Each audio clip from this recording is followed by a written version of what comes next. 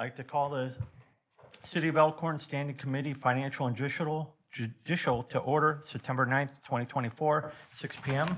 Roll call, please. Gary Payson Jr., Here. Scott McClory, Here. Ken Minell. Here. Okay, we're here to discussion and possible decision regarding proposed 2025 to 2029 capital improvement plan. Adam? Thank you, Alderman Payson. So this is our first F&J meeting to review the sort of preliminary CIP. I want to sort of preface my remarks by saying that the intent was that this was a sort of first review to get some preliminary feedback, and then hopefully we can come back probably September 30th and have another F&J meeting to have you guys, for us to incorporate some feedback from tonight, as well as to hopefully by that point we will have a better sense of the budget as a whole, so we can have a preliminary discussion on that.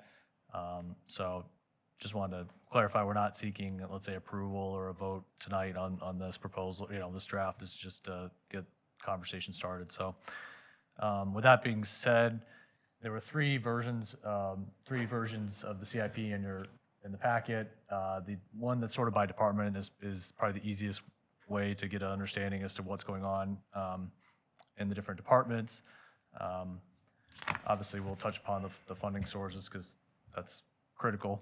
But so just to start off with, we're looking for, and I'm just going to go by departments, but on the admin side, we're looking for upgrades to the server that's here at City Hall. We've gotten a recommendation from our IT consultant to make improvements there. And for the electric utility, we're looking at burying the overhead power lines on South Lincoln Street, burying the electric wires on the ATC transmission lines. And for these two items, the South Lincoln Street, the thought was to bury the overhead power lines on South Lincoln Street as part of the Creekside project. Prior to them actually putting the buildings up, would be as prior to any of the road work getting done. There's power lines on the east side that start midway, basically from the Deer Road intersection north towards the Jones Bus property.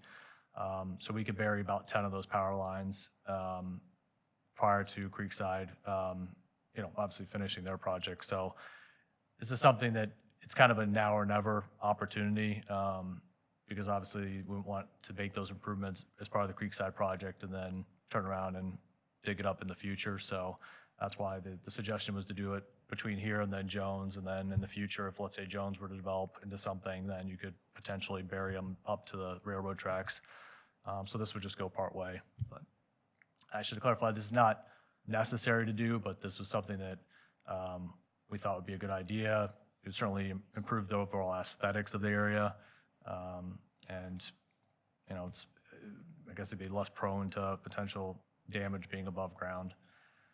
And the other burying project, this ATC transmission lines, is actually on the opposite side of the road. The city's got wires that are on those big ATC power lines. This is not really, this isn't a project we would really be doing. It's ATC. They have to they want to add more power lines, and they need to basically get rid of ours. So they want to bury ours underground. It's not clear right now whether or not there'd actually be a cost to the city for that. So we just are using this $200,000 as an estimate. No, Dawn, did you hear back from? No? Okay. So we're waiting to hear back from BZ on whether or not he's gotten an update on whether the city would actually have to contribute to that project. You'll see there's a couple of transformer replacements on here. Basically, as we're using transformers for some of these construction projects, we need to replace them. There's a really long lead time for them, and that's why the proposal is to order them now so we can get them. It takes about, a year or more, Dawn? Yeah. To get those. So is one transformer $76,000?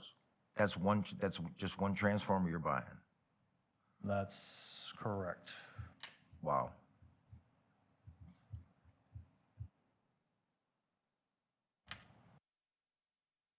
I didn't know they were that expensive. Is that what you recall, Dawn? I'm trying to pull up the notes on it. Yeah, so I'm glad you clarified that. So one of them was damaged recently, so that's why we're having to replace that one. And then the proposal is to buy some additional transformers to have on hand for future projects as part of Creekside and others. And then obviously you can see there's a vehicle purchase, and so I guess are there any questions about some of these electrical projects? I don't know how the council feels about the proposal to bury the power lines on South Lincoln Street. Any feedback on that? Well, the concern right now is the money. That would be my thought. Other committee members? I think it'd clean it up. That's gonna be, commercial right there on the highway, right? Right off the highway. Yes, correct. They look awful low too, I don't know why. But if you look at them, they look, if there was a truck or something, I think it's a good idea. Mayor? Mr. Chamberlain, can I Yes, speak? Mayor. Yes, Mayor, please. I like the idea of burying those lines too, but my question is, the transformers for the Creekside development, I see you've got them in 2026. Is that timely enough for that development? That's just when we think we'll actually get them. So we would put the order in now, right, Don, and then they wouldn't get here till 26? Yeah. So that project won't, it can be built but not electrified till 26? We've got transformers to be able to service the first few buildings, is my Okay. understanding. So, It's when they build out that we need bigger ones, huh? correct. Do you know how many Okay. transformers, Don, we'll need? By chance? Okay. Okay, thanks. Any other, I guess, feedback about the burying the power lines from any of the committee members or You know, otherwise? it's not that I'm opposed to burying them. It's good to bury them because of the eyesore. I'm just concerned about the cost at this point. Yeah, I completely understand that, which is why I wanted to, alert you to it. And it's on there because it's kind of I hate to say again, not a now or never, but now would be the ideal time to do it if we're going to do it. But I understand your concerns about the cost. Is it okay if I ask a question? Yes, sir. I'm just, one of the reasons that this maybe looked to bury too, not only for aesthetics, but I just wonder how it's going to impact the traffic signals that'll be going up to. A lot of times the separation between your overhead lines and your traffic lines, and so what I'm getting at, there may be cost to move things around. And I don't know if, that would be offsetted here to where, yeah, you may be paying $600,000 for both of these items, but there's probably some cost in not burying them too, would be my guess. Well, and like I said, the bearing of the ATC transmission lines is a completely separate, it's a separate issue than the than the Creekside project. $400,000, Yeah, okay. it's a separate issue. Now, I will say, even regardless of whether the council moves forward on burying the power lines in South Lincoln, there will be one or two poles that will have to be removed as part of the project for that intersection. So that's why the thought was to continue that work further up. Where would the burying of the power lines begin and terminate on South Lincoln? It would begin basically at the Deer Road intersection and stop at the south property line of the Jones bus station. Oh, so And- it's just that section there. Yeah. I was just curious how it would impact that project across from Cunis that's already started, so. It's kind of nice because we just got, Google came into town in August and recaptured Oh, I everything. didn't So notice everything's, that. All right. everything's fresh now. But yeah, so this would be the stretch that you're referring to? Yes, that's correct, Matt. And then the stretch that ATC is looking at possibly doing without us on their, and maybe paying for it, this would be the $200,000 project here. Yeah, the power lines will actually, the big poles will stay, unfortunately. But the city's lines that are on those poles would actually go underground, so. I guess moving on to just the EMS fire, EMS, they're trying to get some, new monitors and some Lucas devices, which are automated CPR devices. The big issue right now for the fire department is vehicles, and they just have they're having a lot of maintenance problems just across the board. It's been very expensive. There's a lot of delayed maintenance on them. There's issues getting in and out of the actual fire department or the fire station in terms of the dip creates problems there. They also are apparently different models, different engine types. There's not a lot of consistency. So one of the fire chief's goals is to, as we, modernize these vehicles, to try to have a consistent, make and model so that it makes it easier to then be able to maintain them. Due to the fact that these costs are just obviously really exceedingly high for, these vehicles, you're talking millions of dollars. The plan is to attempt to purchase used fire trucks and have them completely, basically refurbished. That's something that can be done. It makes planning a little bit challenging because you don't know what kind of price you're going to get on that used vehicle, so you can't guarantee that in 3 years you'll be able to find the exact used vehicle that you're looking for, the price that you want. But it certainly, if it's something that we have on the schedule, we can keep an eye out for it. And let's say, if 6 months beforehand or something, if some great deal comes along, we would obviously could then come to council and talk about it. So that's what you have on here for these different fire vehicles, would be purchasing used and then rechassing them, or not rechassing, but pretty much refurbishing them to the extent possible. These costs do reflect the fact that we're expecting, obviously, the towns are going to have to contribute who are in the fire district or who are, part of the fire service area. That I'm sure is going to create an issue from them. So right now, just for planning purposes, the costs you see here are basically 75% of the cost of a new vehicle. So that's kind of our estimate as to what we could get a used vehicle for, and like I said, refurbish. Might be able to do slightly better than that, but 75% seemed like a good estimate according to one of the consultants that the fire chief was talking to. And just one other caveat is that the one of the 2029 purchases would be only necessary if for some reason we have to add a fire station, which in addition to the one we already have, which at this point is not really in the plans, but it was just something that the fire chief wanted to be, kind of out there and just cognizant of for planning. Which item is that? The last one. I'm going to say it's either the fire tender or the fire pumper. Down at the bottom, the 2029. The pumper? The two, the both tender of and the them? pumper. I've talked to the fire chief extensively about this, being on the fire committee. He's done an amazing job of maximizing old contacts, for being able to bring this equipment, the used equipment that would need to be refurbished, in at probably closer to half of what it was being estimated for a new unit. The same thing with, he's trying to maximize all the equipments that he would be able to liquidate, and better use of the of the fire building. So he's worked very hard at it. We've talked a number of times. He's really put together a well thought out list to try and maximize everything for us and keep the cost down as much as possible. So our question is why can't we refurbish our own stuff? Well, it would be like a complete overhaul. Well, I'm just saying, if we're buying used and refurbishing, what's the difference? I guess I don't think I entirely understand your question. So say, for example, we got to buy a used vehicle, then we're going to refurbish it. Yeah. Do we have a vehicle like that we could refurbish? Oh, okay, you're talking about currently existing. owned. You're talking existing. Yeah.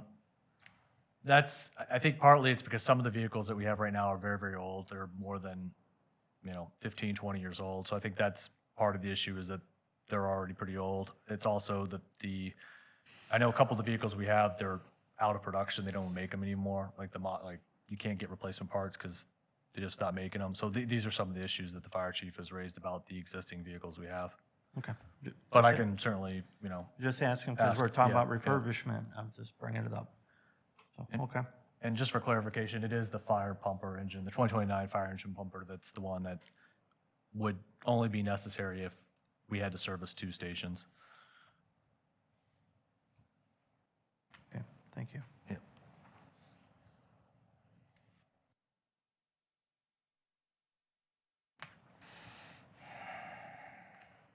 Let's move it on.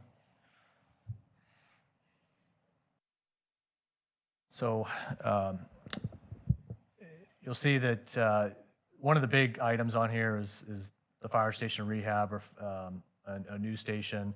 I just again want to emphasize, we're thinking sort of worst case scenario, and we're getting ready to do the space needs analysis. I think, Matt, you're going to bring that to the next. I'm hoping so, as Yeah. long as we get a contract back from Bray. Yeah, so we're trying to, once we get that space needs analysis, we'll have a much better idea as to what's going on with the fire department or the fire station. But just to give council an idea, when you're thinking about potential, debt service, geodebt, debt limit, what might be lurking out there, we just put in there the potential cost of what you'd have to have if you were building a new fire station. We're using Cudahy as an example of what their costs were. So again, this is not something that's really set in stone. It was just something for a planning purpose for council to be aware of. So we'll know more about that. And then you'll see there's a fire department vehicle on here in case the city were to, in the future, hire a full-time building inspector. Again, that's not something that, I should say, a full-time building inspector for the fire department. It's not something, again, that's set in stone right now, but just as a planning tool, and that wouldn't happen until 29 on this plan. Do we currently charge, or they charge us mileage for doing inspections in the city?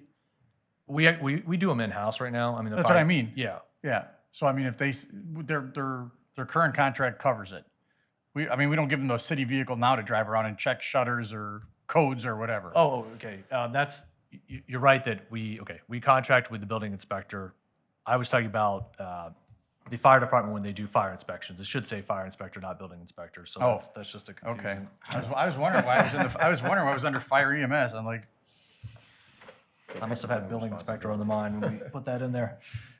Yeah, that'd just be for the fire inspector if the city were to hire potentially a full-time. and we currently do not have a vehicle as we live and breathe right now for fire inspector or for assistant chief. Correct. Okay. Yes. That's all I need to know. Go ahead, move on. You'll see there's police vehicle plan for 25. Is that a hybrid? I don't know. It's a good question, Chief. No, we can't get hands on hybrids right now. So it's good, they're gonna go back to straight gas then? That's what we're doing, correct?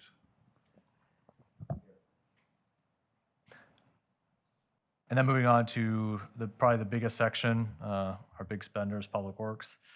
As you council previously had approved moving the Centralia Phase 3 project from 25 until 26 in order to help cut down on costs. So as a result, originally council had indicated wanting to do Westward Drive in 26, so we swapped Westward Drive for Centralia under this proposal. Now, obviously, Westward Drive wouldn't be cheap either, but it would be less expensive than Centralia. As part of that, we threw in a couple additional street projects for next year. One would be just repaving Seymour Court, Commerce Court, and George Martin Way. Not the entire section, but basically the area is kind of near City Hall.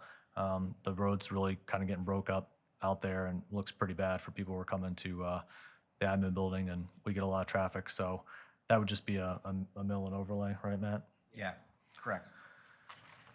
Westward Drive, as proposed, would be a reconstruct. It would have replacing the water lines, doing probably sewer lining, we think, and then be a street reconstruct. As part of that, we would add sidewalk. Right now, Westward Drive is the only road, the only street downtown in the city that doesn't have sidewalk. So the thought would be the right-of-way is actually very, very large. So you could easily add a sidewalk in and reduce the actual width of the road. Matt, do you have anything to add to that?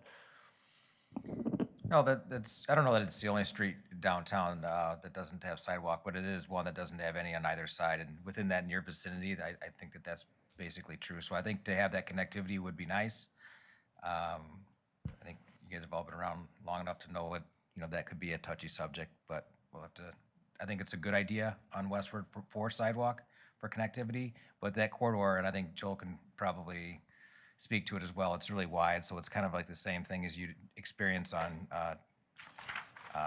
like Court, to where you get people that would speed down the corridor. We where we could reduce that road width. It's gonna be more expensive because you're reconning it instead of just resurfacing it. But I think it would be, if we build it to current standards. So I don't know if you want to speak on that, Joel. Yeah, I mean, we actually have had complaints of vehicles speeding. The street is just so wide, once again, like Matt said. I would assume we'd probably do it similar to what we did on West Rockwell Street, the block north of there, where we transitioned it to 28 feet and put sidewalk on both sides. So that'd probably be, That's exactly what I proposed Yeah. it to be. It's 28 sidewalk on both sides. And I think by reducing the road width, currently I think it's 32, maybe 34. it might be close to 36 there, Okay. actually. That by reducing the road width and adding sidewalk, you'd less likely have to remove trees that are out there. So that was another thing, benefit there. But with inside there, you know, if we just did a resurface, if that's, you know, if this is something to where the cost is too much, if you want to resurface, I do have a number from Kapoor. It's embedded with inside the program. I don't have it up right now, but you know, that would help. But then you're also not taking care of the utilities that drastically need to be replaced as well. And the biggest part of the project, in terms of, aside from the streets, would be water related. We, you know, in terms of replacing those water lines, would be about $500,000 according to the current estimate. We do believe, I think, and I know, Don, you were checking. Did you get an answer? Okay. There was a question as to whether there might be lead lines, which would also necessitate replacing the water lines. It sounds like we don't think they are, so I guess we'll have to certainly get verification on that. Do we have to do that in 2025?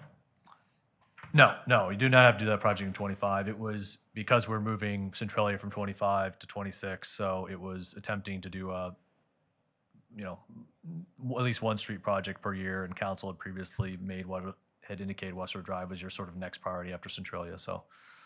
Yeah, with this one being a little bit less than Centralia, we simply just swapped the two from being a 25 or 26 project to a 25 project.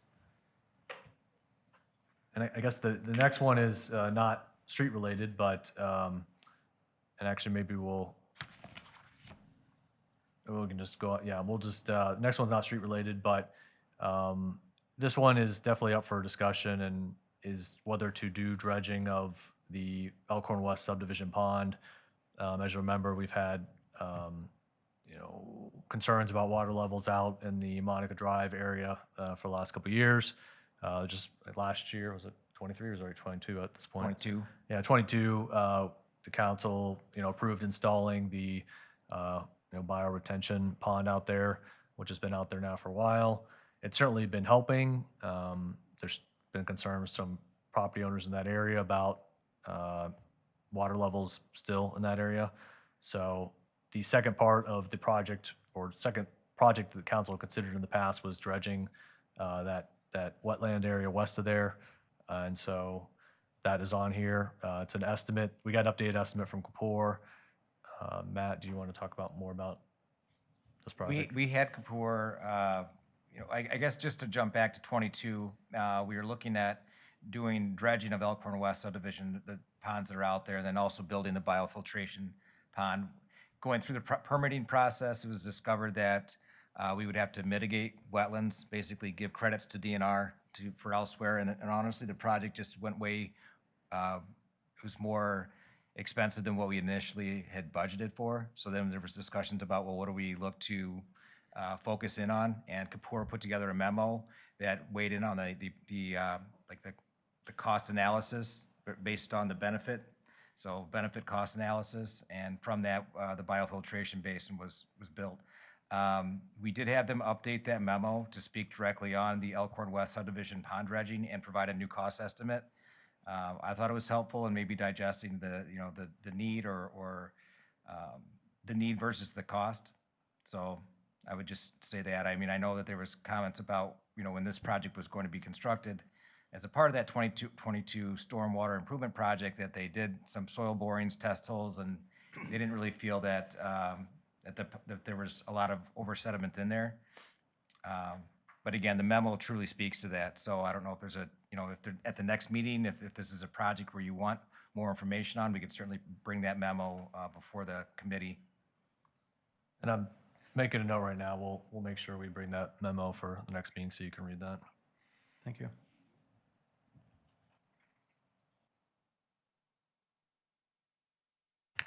Okay, just speak on one thing real quick. Sure about. So for Westward Drive, you'll notice it's kind of hard to tell because the numbers are way at the top, but this column represents 25 projects, the next one's 26. So this would be something that we'd hopefully look to, if Westward is the choice, you'd probably see in short order a task order before the council to where we'd try to find a way to pay for that in advance of building it in 25. So that's what this column here represents. So same thing with the dredging project, that there would be funds that would be needed this year in order to build that next year, so. And you may remember there was the memo in the council packet maybe 2 meetings ago talking about how we still have some extra bond funds from prior years that we could potentially use to cover these design costs for one of these street projects, whether it be, Westward Drive or you'll see, 33,000 for Commerce Court. So there is funding potentially to do a design work for a 25 project in 24 this fall. So moving on, you'll see there's some equipment purchases that DPW is looking to get. Matt, do you want to talk at all about your snowplow, rotation, or how you decide when to replace them? Yeah, just off the vehicle replacement list that we have, rotating every year. I mean, I don't have to go jump back in the budget to see what year this plow truck is that we're replacing, but my would guess is it's probably 15, if not 20 years old. So that this isn't a new plow truck for our fleet, it's replacing an existing plow truck. Are the trucks purchases going out for bid? Or how are you purchasing them? We get a couple of quotes and then go from there. I mean, typically, it ends up being like an international. With, similar to the ones that you just put into service last year? Yes, yep. Side question, is there a addition for that snowplow where something comes down, so when the plow goes past the driveway, it doesn't fill the driveway up? Somebody had said somebody had mentioned it. Since it's on the thing, I figured I'd bring it up. No, I guess I'm not familiar with that, so. I think he's talking about like a guard. I don't know, it's like it can be moved up and, Yeah. it can be moved as the truck's being operated. It doesn't stay in a static position. It's an extra blade.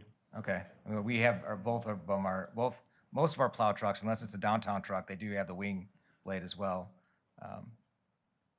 They do a good job of minimizing with that extra wing. Okay, It's not perfect, The roads but would look terrible if we tried to do something where every time they come up to your driveway, they lifted it up and then put it back down, then went up against the curb again and tried to clear the road. It would not work.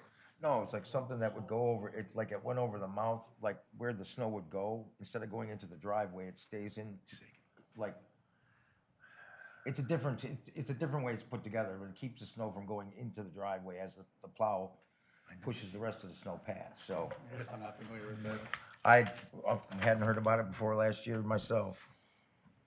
please continue. So just as an FYI, the plow truck that'd be replaced in 2025 is from 2007, so it is going to be 18 years old. thank you for looking that up. Yeah, no problem. And then you'll see on here this 2025, 2029 WisDOT SMFAs. Matt, do you want to talk about these? Sure, this is, there's 3 projects that are kind of tied in with these. We honestly don't know the calendar year to which any of them would start. I will say that we continue to have meetings with DOT and there is progression happening. So we had simply kind of looked at, what had been charged to date and just try to project out over the next couple of years. So for 25, we have 62,500 budgeted. And then you'll see for the next year, we have 100. So the next 5 years, I think you're going to see a lot of shifting going on in here. It just depends on how refined they get in the project and phasing it. So these are the state municipal financial agreements that we have with the state. Is everybody kind of familiar with those a little bit? Project, okay. Yeah, I mean, these are like the connecting highways. Mm-hmm. Yeah. Yep. So It's good news because it's all of them that we have in the city, and they'll be coming up pretty close to each other, which I think is good news. They need it. Yeah, and we're financially obligated by the state to basically help contribute a small portion of the design costs, which is why you see the 62.5, the 100,000, because that was the estimate they gave us for the design costs for those, three projects. The $2 million you see is a placeholder because, we can tag on additional work as part of the project if we want. So it's something to consider. I know, Matt, we've, talked about what, the sidewalks and. Yeah, the sidewalks that we talked about at council, but by the middle school, would be something that I think we should look to add on. I did speak with the school. That'll be coming back before you guys actually pretty shortly, the next couple of meetings. And then also like decorative signals downtown. Ours are currently decorative. They're black. Otherwise, you'd get the DOT standard. So I think that the council would probably want to look at those things, seriously and make a decision on them. But I did budget for them, so. And again, it's tough because they're saying, well, it could be as early as 28, 29, but it could be. Some of them are 2030 projects, but they said that they could be advanced to 28. So again, as I think as the year unfolds and into next year, we'll start to get more information. It's all based on their funding. They're scoping it, they're designing it. When it gets built. So we're putting it in there just to be aware of that could be a potential future expense. There's some more vehicle purchases on here into 26. You'll see Centralia's on there. That's the big project for 26. Then the next one would be in 27. We'd have Jefferson Street would be a reconstruct, and you'll see there's some smaller projects: Olson, Van Buren, Sunset Drive. Those would be smaller projects. I'm sorry, those would be into 28. Can I touch Yeah, on sure, one thing Matt. real quick? Oh, did somebody else ask? For the Centralia Street project, you guys probably already knew this. You'll see some funds that are shown that we need for 25. These are design funds so that we can build it in 26. And this should be covered. I mean, we'll probably have to cover the front end of it, but this should be covered by that tribal grant that we received. And that would be reflected in the in another table or spreadsheet that's further down that breaks it out by funding source. So this pretty much summarizes the road projects we have or tentatively have planned. They're based off of so the Kapoor does a road grading system. Rating, yep. Yeah, rating from, is it 1 to 10 or? Yep. Yeah. So these are pretty much in order of basically from worst to best in terms of the ones that get the lowest rating. Westward Drive is one of the ones that's got the lowest rating, so that's also a reason why it'd be sooner. I don't know if any questions about any of these road projects or?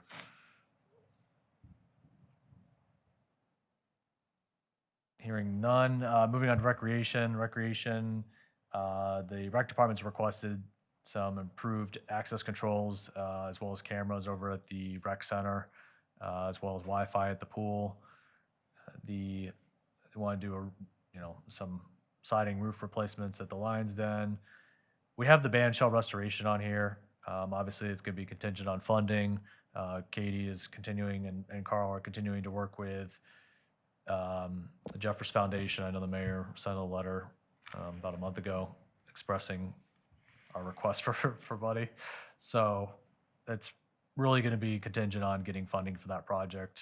And we'll have, unfortunately, the Jeffers Foundation, which would be potentially one of the biggest sources of funding, we wouldn't really hear anything until next year because they don't even allow us to apply until the summertime. So as a result, this project is on here as, again, a planning tool, but we'll know more next summer. We do have pickleball courts put on here for 27. Pickleball seems to be all the rage these days. So the proposal would be to build, I don't know how many, 4, I think. Oh, Carl, it's sitting right there. Sorry about that, Carl. Yeah, it's 4. And Carl got this estimate from? Yeah, I got it from Cottage Grove. They just built like an 8-court pickleball in their park, so I just used that estimate to get the 4. Where were you projecting to place the pickleball courts? It was up to like a discussion, but I think Babe Park would be good. Main reason for that is because we do get a lot of complaints, or I should say, other municipalities get a lot of complaints about the noise it actually causes. So I figured that'd be the best spot just to kind of get away from any neighborhood. And there's one item that did not make it on here that was just a mistake on my part, a ClearGov user error, and that was the potential park out on the north side of town. That should be on here, and unfortunately it's not. So right now, we're going to get a lot better information once we get the wetland delineation, which is ongoing, so that'll help, and we'll get more feedback from the potential donor, and then obviously the rec committee about their vision on that. So what you should have seen was basically budgeting $250,000, which is what the donor has indicated they'd like to see the project as a whole be, as a total. So then it's going to come down, for each year, they would basically contribute potentially $250,000 over 3 years. So that's what you'd see on the CIP. There's going to be negotiations over what the city's contribution would have to be as part of that. But again, as we get more information about the wetlands and what could be put out where, we'll have more information about that.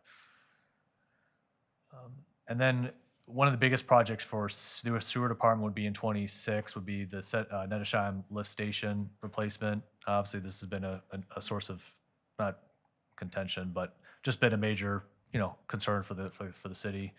It's old, it needs to be replaced, so that is on here. And then there'd be two I&I mitigation projects for 27 and 28. Again, I&I is what we're trying to limit to go into the system, because we do, not only for the operation of the system, but we get charged from Welcomet for everything that flows in. So it ends up costing us money the more volume we have going into the Welcomet system. Matt, do you want to talk about the Vector sewer cleaner at all, or? Sure. I don't have the year again, but I'm sure it's probably close to 20 years old. We have a current Vector, so if we have a plug in one of our sewer mains, or whether it be sanitary sewer, storm sewer, we use the Vector to jet the lines and to release any blockage. We also use it for hydro excavation, where you basically jet the ground and then you back the dirt up so that you don't have to get a digger's call. So if we have an emergency that something needs to be dug up, the water department uses it quite a bit. Same thing with the electric utility. So this would be something, again, it's probably close to 20 years old. We're looking at replacing it in 2027, so it's a little bit out yet, and it would be a piece of equipment that would be shared with a couple other utilities. So, now there's specific questions I can ask that. Yeah, and right now it's from 2006. So, Oh, I mean, that's the year of it? Yeah. That's the Okay. year, yeah. Thank you for looking at that. Moving on to the water department. Obviously, water's been another area that we've been spending a lot of time on and a lot of city investment the last couple of years. The biggest project left to do at this point is the Lakeland rehab. This project would help reduce the radium. It uses that HMO treatment process. Right now, it's tentatively slated for 25. You'll see the $3.6 million number on there. This is the project we got the federal funding from. So thankfully, a good chunk of that is basically grant money. The only downside is that as part of the grant, they basically said, you couldn't use any expenses or couldn't get refunded for any expenses that were incurred prior to October 23. And unfortunately, they did do design work for this project prior to October 23. So we won't be able to get the entire amount paid for. Plus, they require a match as part of the grant as well. So there will be costs for the city as part of this project, but it's not going to be the full 3.679 that you see on here. We have already paid, you'll see $490,000 already towards it for the design work. And the only reason we haven't bid out Lakeland already is because A, we were trying to finalize the requirements for the federal funding, and two, we have to do the bypass at the Centralia plant, which you guys recently approved. So that's a 25 project. And then you'll see that they've budgeted $325,000 for the Centralia Reservoir replacement. That we will be able to actually, I think, fix that, or that'll need to be, that will need to be struck out of here since we are gonna do the bypass instead. Can you go back one page? Yep. The last item on page 2, is that a typo, $7,000 to replace the roof? That's all? Is that the one that was falling down? And yeah, should we wait until 2025? If it's only $7,000, why aren't we doing that today? It's a great question. Don, do you wanna address that? I mean, that's not a typo, it's only 7,000 to do the whole roof?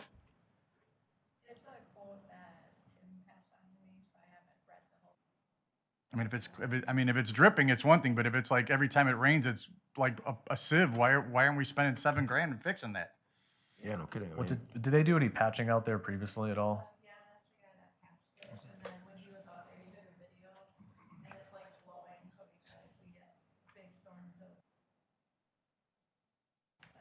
But it's only 7 to fix it.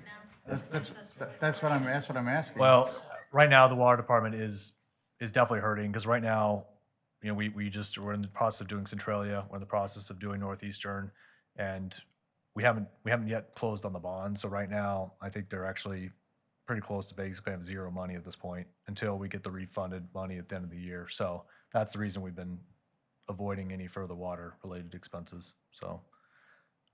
But like I said, the roof wall is at least patched, because obviously we didn't want water pouring into it, Okay, so.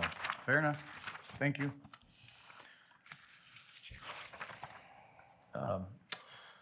I guess the last couple of things are just the hydraulic water model. It's something that Dale talked about when he was here, so that we'd be able to better understand how the water system is going to be impacted by future development. They also need to replace the roof at well 6. And then you'll see for 2026 to 2028, we've tentatively budgeted some money for doing some utility side lead service line replacements. This is sort of aspirational. Whether or not it really happens, we'll see, in part because the state keeps changing the grant programs. Every year they come out with a different either grant program, or they change the rules on what the grant rules are. So we're kind of, every year is kind of unknown until we find out what's out there. But we do need to be aware of the fact that, you know, it's possible we may have to replace all of our lead service lines by 2036. We've heard that number, or that year, kind of floating out there. So if that were to happen, obviously we're gonna have to start planning real seriously about hitting that target. Which, on a side note, this past October, or I should say this upcoming October, is the deadline. The feds required, you know, all utilities, we had to map every potential lead service line in the city. So that's something that Don's been working on with not only Foth, but a consultant that the state actually let us use for free. We should be just about done with that, right, Don? Yeah, so end of September, we'll have the finalized map of the service lines in the city. The only caveat to that is, obviously, it's gonna be, the map is gonna basically say known lead, unknown, you know, yes lead, not lead, and not sure.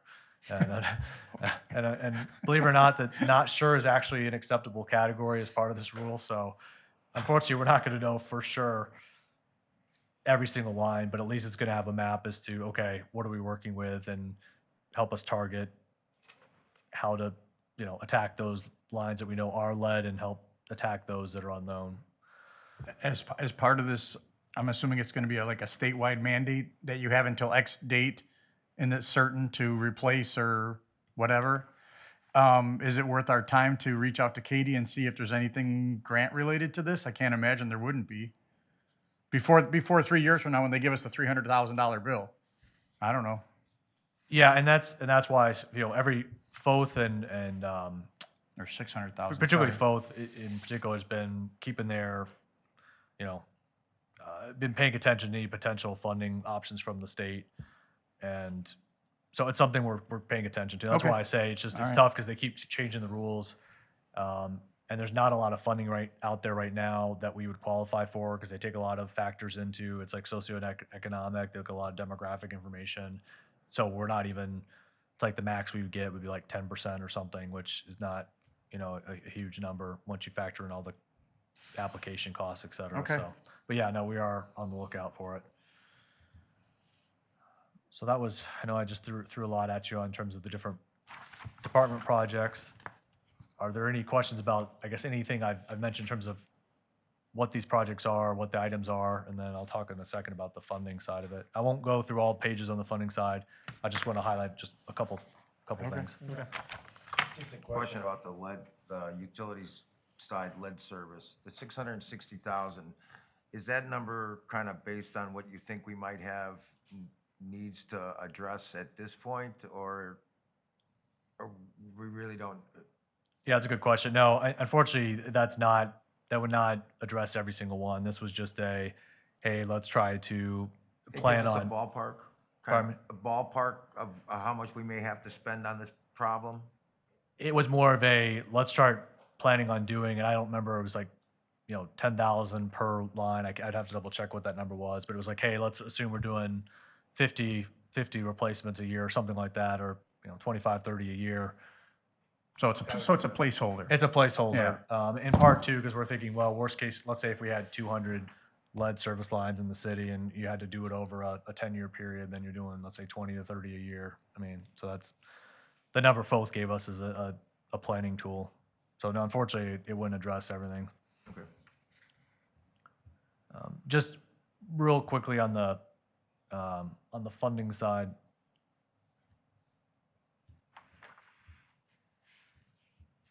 Really, I just wanted to mention that really the big one to look at is the geo debt. That's something that we obviously were limited by the state. Where the state obviously says that the statutory debt limit by the state is 5% of your equalized value. You may remember there was a chart in your council packet. Matt, can you scroll down? Mhm. Actually, I think it was a separate, well, yeah, keep scrolling. Can you just stop on the first one? Sure. Thanks. And there you go. Perfect. So the geo debt, you'll see that for next year, if, assuming that you had a fire station as part of this, you're doing more than $1 million worth of fire station design work, we'd have geo debt of $5 million that we'd be issuing, and then up to $16 million in 2026. Again, assuming you were spending $11 million in 26 on a new fire station. Assuming that does not, and I should say, if we did have to do that, you can see what the impact would be on our debt limit. Just for clarification, you got the equalized value on the left side. You got the statutory debt limit in that statutory debt limit column, then you got the city debt limit, and that's because the council in years past, as part of your financial planning policy, has said that you want to keep our debt between 65 and 75% of the statutory limit. So that's why you'll see This number, the percentage of the statutory limit.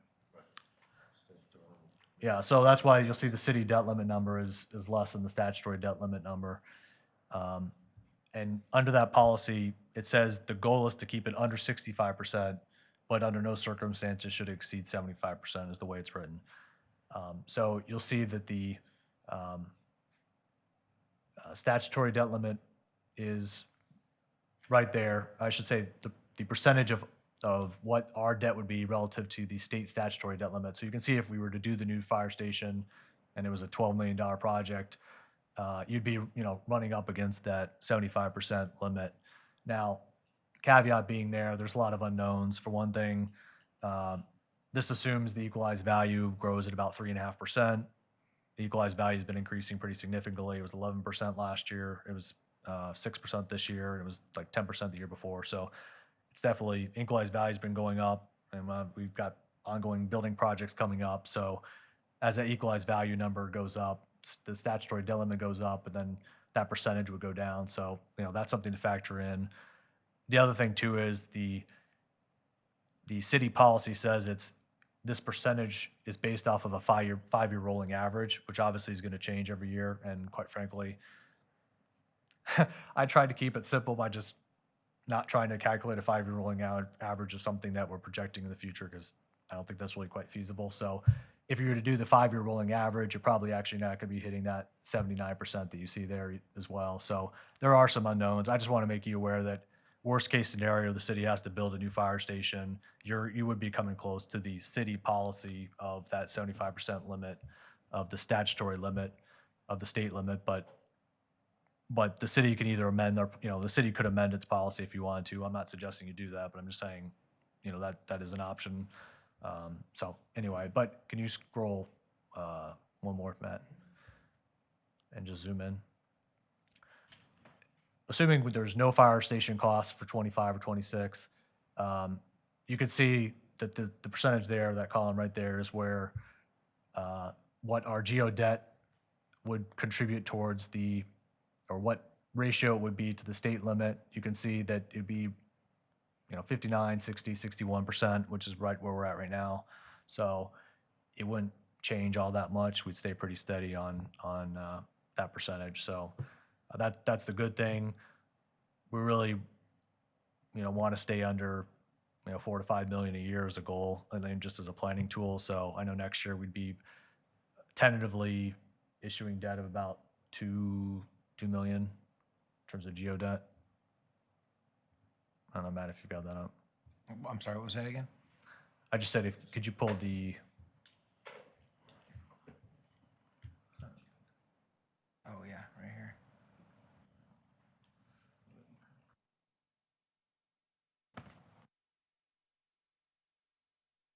okay, so it looks like it'd be 3.879, I thought it was 2, but that's the one we're about to do. 3.879 is where we'd be at for 25. And you can see most of those years we're staying under the 5 million number, or trying to, just as a planning guide. So takeaway message is the CIP, assuming we don't do the fire station, we will be under the 65% goal under the city policy. Well, less spending is always good. And one final caveat is we are trying to get better information from Ellers about the cash flow for the water fund and the sewer fund. I know Corey did a lot of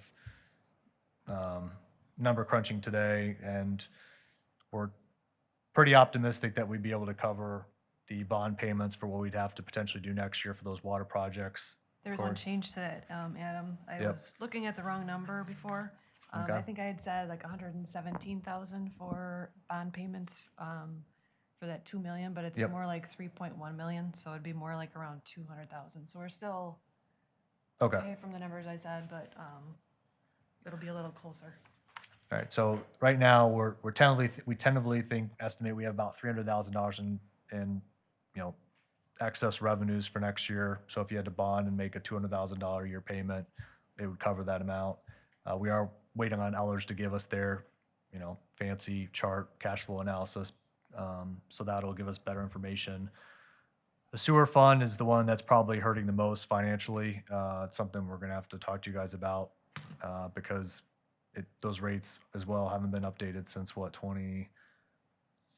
thinking, 18? yeah, something like that, 2018-ish. So I know we just did water, which is why we were trying to hold off doing sewer as long as possible. Realistically, it's something we'll have to look at by next summer. So, because as you've seen, sewer fund has got some big projects coming up as well. But we'll have more information about water and sewer cash flow. When did you say you wanted to have another F&J meeting? Goal was to try and do it on September 30th, if you guys are around that Monday.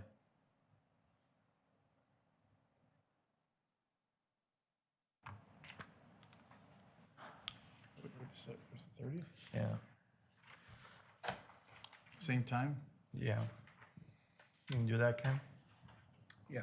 Yeah, I can do it too. Right now, I'm good. 6 o'clock, definitely, please.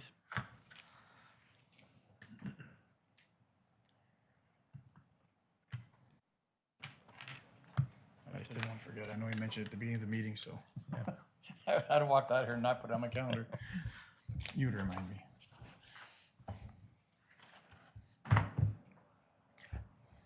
If it's okay, I just wanted to mention, there were a couple of requests that that I had put in for rec that Adam had noted in, and actually there's more than just mine. There were other requests too that weren't incorporated into the budget for 25.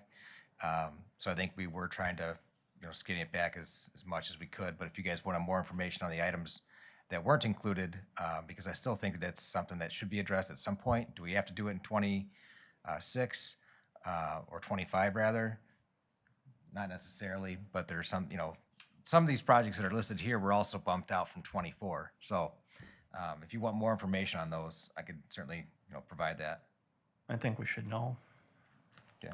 Well, especially if we're trying to project for the next 5 years, you want to put it on there now. Otherwise, you might be back here 2 years from now and go, remember that? And everybody's going to go, no, I don't remember that because we didn't talk about it. I mean, are there any of those projects you guys want to do for 25?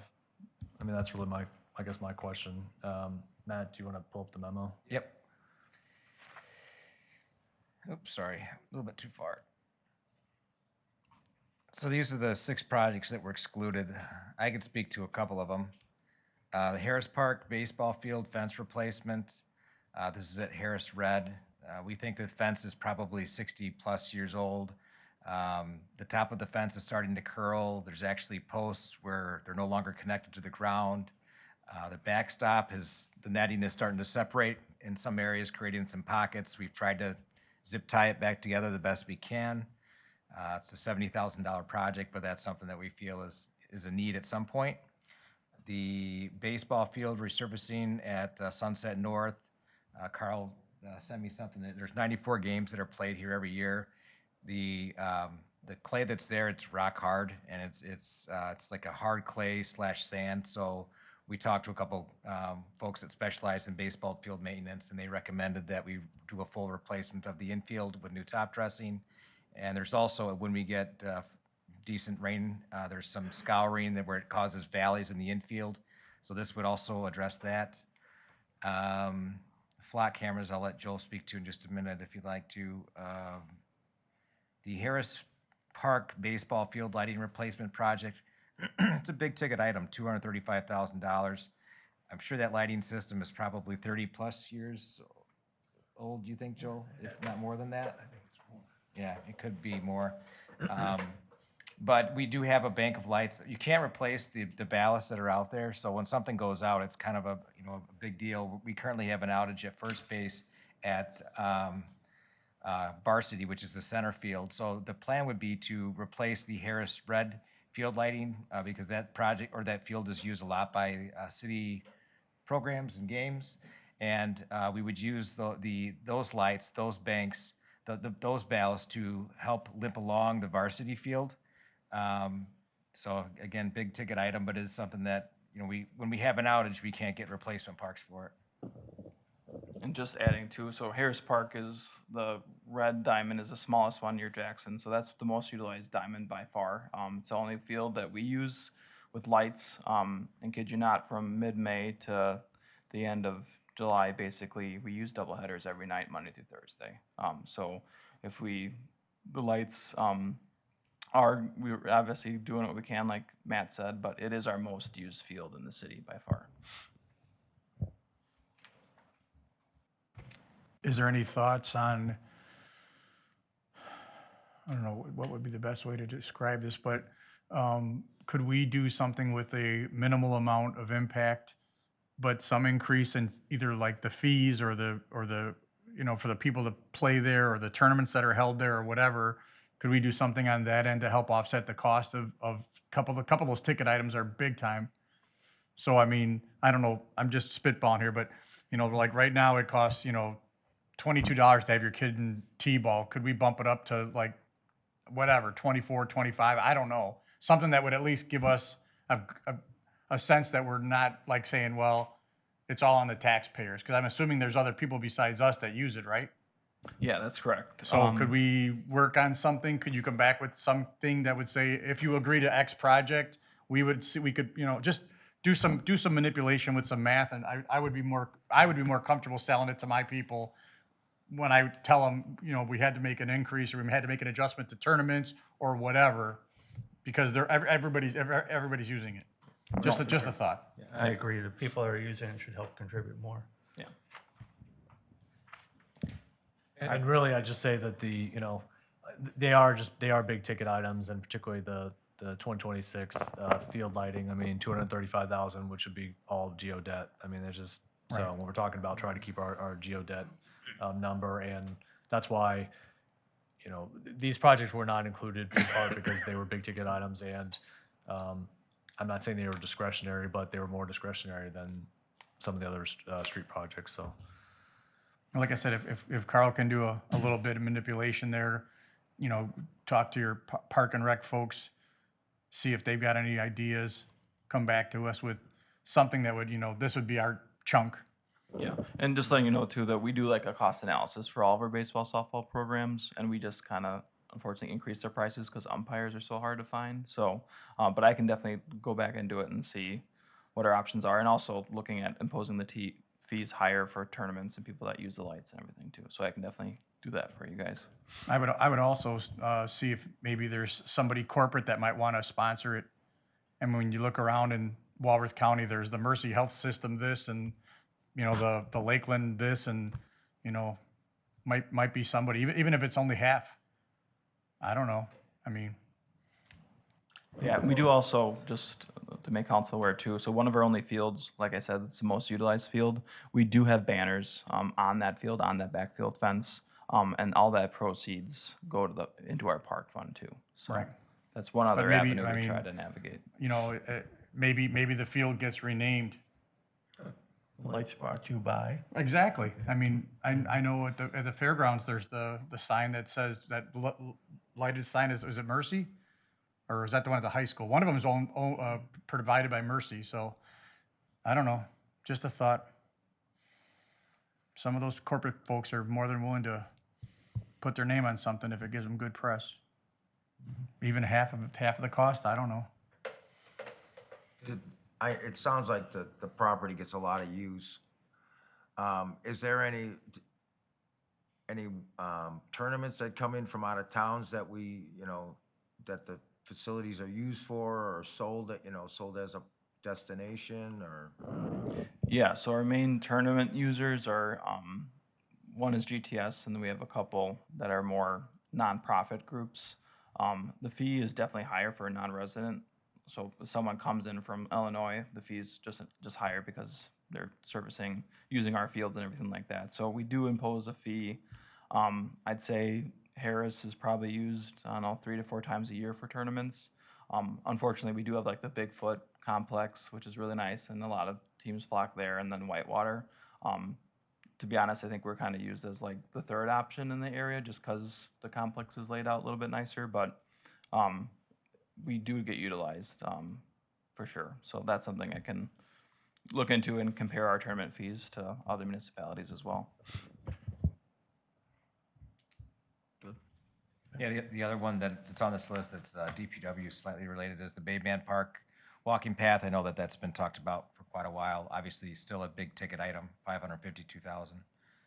So we need to stay all over Katie James to continue to try to get that grant for that. Yep. And I can speak to the paving of the project, paving project at Lakeland Water Treatment Plant. That driveway is currently gravel. It also serves a home right behind the plant. Not a. Oh, okay, that's the Northeast Water Treatment Plant. Okay. Well, I guess I can't speak to this one, so if you have questions about it, Shane or Don can maybe answer them. Otherwise, the flat cameras, did you want to talk about that at all, Joel? Well, and just for clarification on the Lakeland project, I understand that, the water department would find it helpful to have it paved rather than gravel. This is by the county complex, but it just comes down to the water fund is hurting, and this would all come from water fund, so that's the reason. Okay. Unless Matt wants to volunteer to pay for it. No. Well, if we do well on the Lakeland rehab, we might have some funds left over to be able to use it for it. I can get you a pencil and a calculator. Start sharpening. Well, at least now we all know about them, and now they are included, so that's good. Mm-hmm. Thank you. Chief? These are not included. Is that what you said? No, I mean, they're not in the, Discussion. Right. yeah. Just in regards to the flock cameras, I think most of you know, that's our license plate recognition system that's currently used on 67 at 43, that Kunis currently funded the entire cost for. Whether or not they'll continue after this, they just entered into a 2-year agreement with us, so we'll see if they'll continue or not. The idea was not only to maintain what we have at 67 and 43, but then also to expand that we cover all of the main entrances and exits to the city. It truly is a great law enforcement tool. So not only does it alert us if a stolen vehicle, a stolen plate, whatever it may be, comes into our jurisdiction right now on 67, it's also an incredible investigative tool. For instance, the night of the homicide, we're checking right away when we have a vehicle description to see if it went south on 67, if it left town that way, because we know it left the scene that way, and we knew that it didn't there. If we had them at other entrances or exits, it would only expand that. Right now, we're so limited. For instance, like the shooting at the fairgrounds, if we would have had this system there, we would have known we had a vehicle description, we would have known a license plate associated with that call with that shots fired complaint. Do you have it set up in such a way that if a stolen car or a person that's wanted for murder goes underneath 67 and 43, the cars are notified in real time, like right on the phone? Okay. Look at it right here. All of the officers have that same app or connectivity, Correct. including the squads? Correct. Right, okay. Yeah. Yeah, I know that we had something similar. It was called something different at the sheriff's office, but we set it up just once at Alpine Valley to the entrance, and like 20 people came through that were wanted, or their car was stolen, or they were driving revoked or whatever. It was just pull them over. It was like super easy. So, I mean, it's expensive, but it's a great tool. Well, to me, it's really kind of invaluable because it not only is proactive, if you get a stolen vehicle coming in or a stolen plate, you're able to go, it's like a force multiplier for us. It's telling us, hey, this is here. But on the investigative end, it does wonders. Right. But the built-in flaw is that unless you go southbound on 67. Well, right, that's right. Yeah, That's why this cost was to expand that so that we had that availability. How many more locations are you thinking about getting if you can get the funding? How many more cameras? We were gonna put them, so Or, you have to have, entrance and readers. exits. So we were gonna put them at 1267, coming off of 12 on NN, I know for sure, coming into town on Delvin on 11 for sure, I know was another. And I believe there are others incorporated in there as well. So you get those locations to cover the city for the 65.7? 65,000? We would, yes. That's for the cameras, and the subscription is an annual recurring fee of $50,000. Correct. Yeah, that's what I thought. Okay. And just for clarification, it's like, I acknowledge that it's a valuable tool. I completely understand that. This is purely a monetary thing. I'm just going to straight up say we don't have the money to pay for it. I mean, for a subscription, an annual subscription, when you factor in our net new construction number last year of 0.83%, we're going to be only potentially able to raise the levy, and obviously they just released the levy limit worksheet, but it's very possible we might only be able to raise our levy, $60,000, $80,000. So like this one item would literally take away that entire, it's not factoring in any increases in wages or any other increases across the board. That's the issue with this, is just the subscription. Could we piecemeal it potentially, Joel, where we add one camera, and instead of the subscription cost being $50,000 a year, it's $22,500 a year? And then maybe a couple more years down the road, we had another one? Is that possible, or is it an all or nothing proposal? Well, and just to keep in mind, if Kunis does not pay for the two we have right now, you'd be paying $10,000 just for those, so. Right, Just those cameras. Just those for already. the subscriptions. Yes. Yeah. So what if we took and went back and reviewed this? We'll go document here and say, what can we take out to put that in? The problem is not these are capital items, most of which we're bonding for, or they're specific to a utility fund or something. The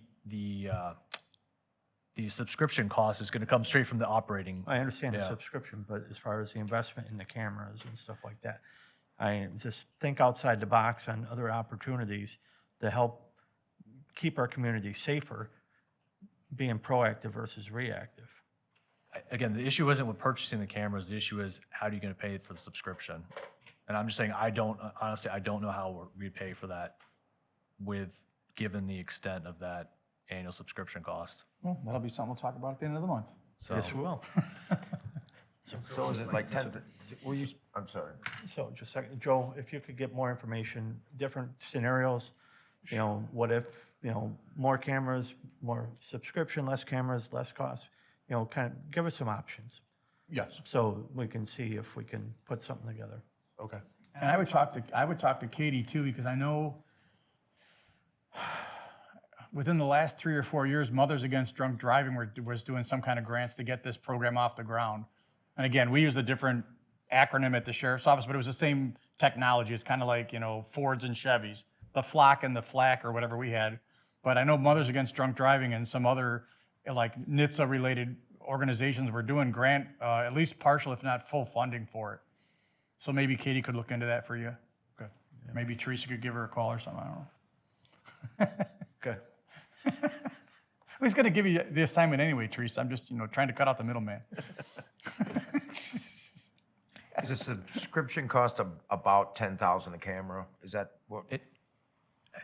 Here's the odd thing is that the original contract we had with them for the two, it's not the same price per camera, like it's a different cost than the quote we got for the additional cameras. So when, it's not clear to me what's gonna happen, if they're gonna stick with that original contract price for the original cameras we got, or whether it's gonna be a new price, but if you just give me 1 second, I can. I know it went up slightly, their cost did. I can't remember what that was, though.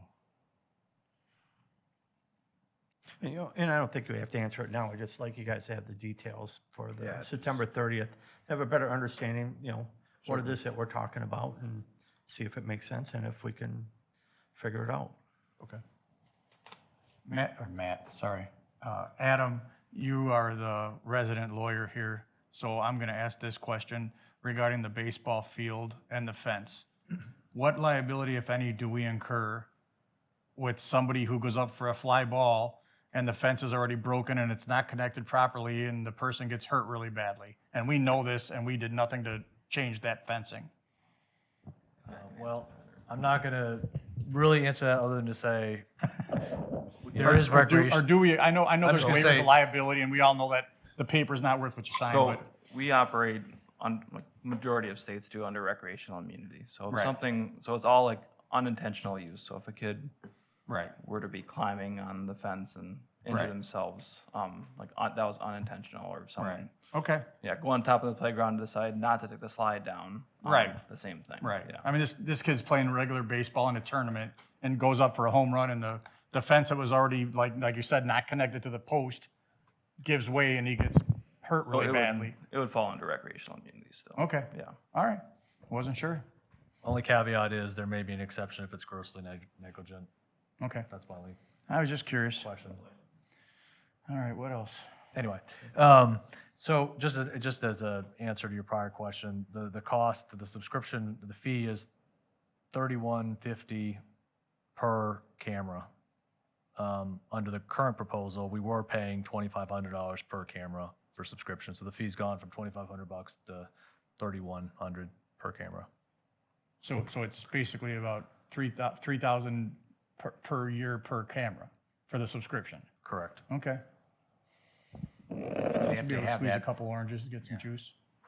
So right now, we must have 4 of them, right? Because Way there's different one than south 50. of 67, north of 43, south of 43, and there's one for each direction. Correct. Did you say we had 4 total currently? Yes, correct. So, and with your thought process, if you had to pick and choose, give us different options, what you would Sure. want to do, what was Yeah, most sure. important. Kind of rank them. Yeah, Yes. Yeah. yeah, please. Yeah, most certainly. Okay, thank you. Okay. Anything else, Adam? No, that's it. Okay. Moving on to the next item, discussion and possible decision regarding proposal from Alderman Harkness for city to build new homes. Alderman? Matt, do you have the,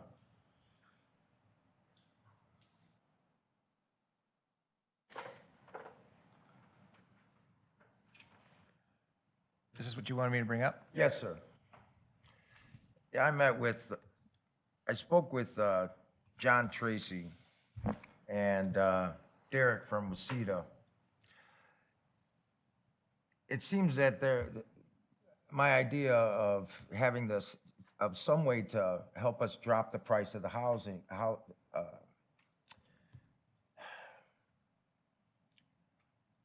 starter homes from what we heard the other day of $550,000 to something closer to, in this case, it may be 300,000. The state of Wisconsin is also looking at, they're trying to find other ways to fund these projects, get them done using local talent. Currently, Sheboygan and Washington counties are very close to launching projects along with Jefferson County, using where they've used lot sizes here of 7,500 square feet, just less than what our zoning changes just did. There's $525 million tied to this through the state. They put a lot of red tape up, is what Derek from Waseda had told me today. But not to say that it's not possible, but there are funds there. What Derek was trying to tell me was that they're looking for communities to at least try to take a look at this to see how the face of building homes in residential areas, especially out by us, being more rural than, say, Milwaukee, Madison, having the builders that want to come out this far, make the investment, it's getting, I've been told it's getting harder to do. So look, instead of going bigger with the projects, going smaller with the projects is kind of where Waseda and the southeastern Wisconsin economic partnership wants to take it also. My suggestion is to give this some more depth, to have either Derek or Pam from Waseda in to give us some more information on it, and to start, I would like to ask for a subcommittee to help to see what we might be able to develop. This is all new in the state of Wisconsin. These folks have had this program together for the last year. They just hired a full-time person to help administrate it. I know Adam's been in touch with them. In fact, I believe you're on one of their boards, aren't you? Or one of their committees, I mean. Yep. Because of, again, because of the costs, right now where the builders are, where the prices are being driven up, obviously, are salaries and benefits. I spoke with Ben over at, what is it, Great Lakes Components last week. He's telling me the price of lumber is at almost a historic low. So looking for other, I guess my point is looking for other types of materials, maybe looking at something like this on a smaller scale of, say, a 5 to 7 acre parcel, because we have a lot of things that they've already looked at. We've got a TIF district that we could possibly tap into. We're looking for new market tax credits, and again, the idea of putting a smaller footprint in without allowing in the things we don't want, like trailer parks. These are the homes that Derek has spoken to me about. Like a 1,000 square foot home would have been done on a slab with a 2-story building on the 7,500 square foot lot. It's a little more concentration, but to keep the cost down for the people that, the firefighters, the mechanics, not the doctors and lawyers and teachers and professors like Whitewater has. We've got a different mix of people here. we need to run a lower cost of housing. And I think this would be an opportunity if we can tap into the benefit, or the assets of Waseda, we may be able to find an answer that hasn't been put onto the table as of yet. My suggestion is to come up with a subcommittee. I guess I would just respond and just sort of supplement this by saying I've been sitting on the county housing task force since probably May, I think. It's been a while, and there's been a lot of discussion and conversation about, you know, what the county can do to help with housing. And the takeaway, I mean, they haven't made any final suggestions, but at this point, the takeaway message seems to be the county's probably going to make continue to fund the position that Pam has been working with Waseda. But in terms of the county chipping in financially, I think I'd be surprised if they did that, you know, in terms of actually contributing money to an actual project. You know, the problem is that, you know, the council, you know, from the presentation, and I don't know if that presentation might have had, Alderman Hartness, I don't know if you were on the council at that point yet. We had a presentation last spring from a developer, Newman Development, who does. He was here. Oh, was he? Okay. It was like. Well, the one at that was 550,000. like- Yeah, oh yeah, that was that's like- right. Yep. Yeah, Yeah, so, but now, Mr. yeah, so, it's like, unfortunately, there's no magic bullet right now. There's no magic answer, you know, in terms of how to dramatically lower the price. We've told anybody, and we've talked about this on the housing task force, that here in the city, anybody can come to us, can do a planned unit development, and they can make the lot sizes basically, I'm not gonna say as small as they want, but they can get basically leniency on lot sizes, layout, and everything. And so anybody that has come to me and talked about housing, any developer, Matt sat in on those, we keep saying, come to us with a proposal. We don't care what the proposal is. Come to us with a proposal. Let the planning commission and the council make that decision from a policy perspective as to whether you guys want a 5,000, 7,500, 10,000, whatever that square foot lot is, and what kind of development. So we've made that as an option. We just trying to find somebody who will take that on is a challenge. So. I also spoke with John Tracy of the Tracy Group. I think he may be a perfect person to help us look at this. Yeah, we've been working with John, and we've been trying to encourage John to do a project on the West Market Street. That's actually, when we've talked about development going like a smaller, it's been that property. We've had meetings with him. We've tried to give layout suggestions. That's really kind of, we've given him suggestions and ideas, but the ball's kind of in their court to want to move forward on it, so. If I could bring order here, Alderman McClory would like to say something. Thank you. I don't think it's in the city's best interest to go down this road. We already offered tax incentives and tax districts to organizations that want to build homes, want to build subdivisions, et cetera. I don't think it's a good idea for us to take it upon this. I don't think it's our mission, if you will, as a city, to be real estate developers and buying land, selling land, or buying land and building houses or condos or what have you. I just don't think it's a good best practice for us, so I'm not encouraging a subcommittee or having it get sent forward. Well, at this I point, agree with Scott, being on the planning commission for years, that we have been working with people and we have made the lot size smaller with what they want to go ahead with, which would get the price down, smaller lots. So I think we're doing some of that right now. Adam, correct me if I'm wrong, but we're working with people right now. And I think, I agree with Scott on the end that I don't think we should be in any business with building houses or selling houses, none of that. Yeah, I agree with that too. You know, it's not our expertise. We're not general contractors. So with that, I can make a motion on a decision regarding the city building new homes.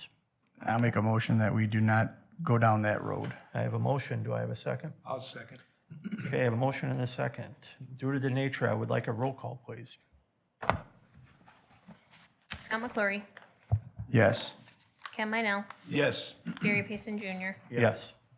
Motion carries to not pursue the city building homes. Motion to adjourn. So moved. Second. All in favor, say aye. Aye. Opposed? We are adjourned. Thank you very much.